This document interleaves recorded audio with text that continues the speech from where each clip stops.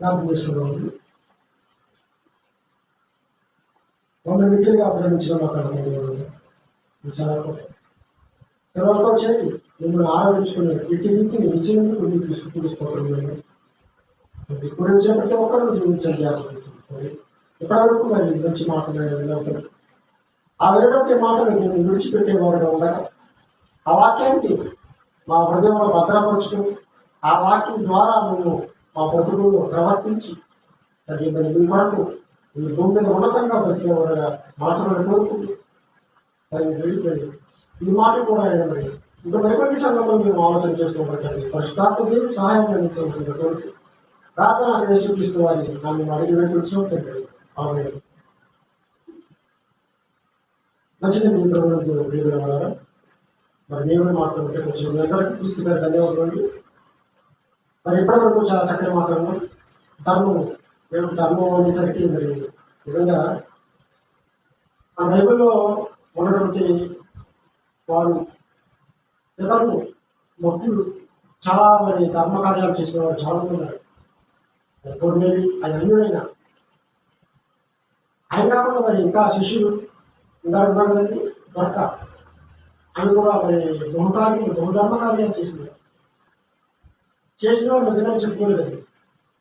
ఆయన యేసుక్రీస్తు వారు కూడా చెప్పినప్పుడు కూడా మరి శిష్యులు ప్రభా మేము ఎప్పుడు చేసాము, ప్రభా మేము ఎప్పుడు మీకు ఆహారాన్ని పెట్టాము, మరి నీళ్ళు ఇచ్చామని అడుగుతున్నారంటే చేసిన దాన్ని మనం మర్చిపోవాలండి. మర్చిపోతేనే అది మనకు ఉంటుంది.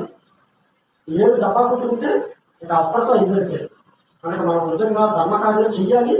అలా చేసిన దాన్ని కనుక మర్చిపోతూ కొత్తగా ముందుకు వెళ్ళిపోతూ ఉండాలి. కనుక మనం నిజంగా ధర్మకార్యం చేయాలని చేద్దాం. అలాగే మరొక విషయాన్ని కూడా మనం నేర్చుకున్నాము. ఈరోజు మరి నిజమైన ఆనందము అనే ఒక చిన్న సందర్భాన్ని మనం ఆలోచిస్తాం. నిజమైన ఆనందం ఎక్కడ ఉంటుంది, ఎవరిలో దొరుకుతుంది అని మనం తెలుసుకోవాలి. నిజమైన ఆనందం అంటే ఎవరి ఆనందం అంటే ఆనందం అంటే ఏంటండి? ఆనందం అంటే ఎలా మనకు తెలుస్తుందండి? ఒక మనిషి నవ్వాడనుకోండి, దాని అర్థం మనిషి ఆనందంగా ఉన్నాడు అంటే ఆనందంగా ఉండదని మనం చెప్పుకోవచ్చు.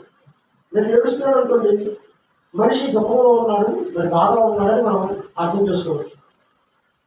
అలాగే మరి భూమిలో ఎన్నో ఆనందాలు ఉన్నాయి. ఆ ఆనందాలన్నీ ఎంతకాలమో అని మనం ఆలోచిస్తే నిజమైనవి కావండి. అవన్నీ నిజమైనవి కావు. ఒక మనిషి సమాజంలో ఒక సినిమాకి వెళ్ళి 3 గంటలు కూర్చొని థియేటర్లు సినిమా చూస్తాడు. ఆ 3 గంటలు ఎంతో ఆనందంగా నవ్వుతూ ఉంటాడు. ఆ తర్వాత బయటికి రాగానే ఆ ఆనందం ఆ 3 గంటలే. తర్వాత మళ్ళా ఎలా ఉంది బ్రతుకు అంటే అది 3 గంటల ఆనందం. ఇకపోతే తల్లిదండ్రుల వల్ల పిల్లలు పడే ఆనందం, అలాగే పిల్లల వల్ల తల్లిదండ్రులు పొందే ఆనందం, అలాగే భార్య వల్ల భర్త, భర్త వల్ల భార్య, ఇలా ప్రియురాలు వల్ల మరి ప్రియుడు, ప్రియుడు వల్ల ప్రియురాలు. దీని ఆనందాలు ఎంతవరకు అంటే కొంతకాలం లేదు. 60-70 ఏళ్ళ బ్రతుకు వరకే కానీ ఆ తర్వాత ఆనందం ఉండదు. భార్య చనిపోతే భర్త మన దుఃఖంలో వెళ్ళిపోవాలి, భర్త చనిపోతే భార్య దుఃఖంలో వెళ్ళిపోవాలి. ఎంతకాలం అంటే భూమిలో ఉన్నంత వరకు మాత్రమే ఆనందంగా ఉండటం. ఆ తర్వాత దుఃఖం, ఆ తర్వాత చనిపోయిన తర్వాత ఏమవుద్ది? దుఃఖపడాలి, వ్యాపాలి. మనకు తెలుసు దేవుని కొరకు బ్రతకకుండా మనం చనిపోతే ఏమవుతుంది? నరకానికి వెళ్ళిపోవాలి, పాతాలకు వెళ్ళిపోయి నరకానికి వెళ్ళిపోవాలి. అక్కడ ఏముంటుంది?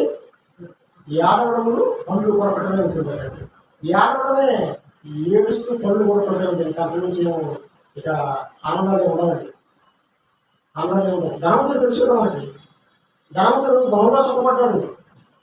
తను బ్రతికే దినాలలో బహుగా బాగా సుఖపడ్డాడండి. సుఖపడి తనకి ఇష్టమైన బ్రతికాడు. బ్రతికి చచ్చిపోయాడు. చచ్చిపోయిన తర్వాత అప్పుడప్పుడు పాతాళంలో బాధపడచ్చు. అంటే మరి ధనవంతుడు అంటే మరి లోకంలో బాగా ధనం ఉంది, ఆస్తి ఉంది, మరి సహోదరులు ఉన్నారు, అంటే బలగం ఉంది.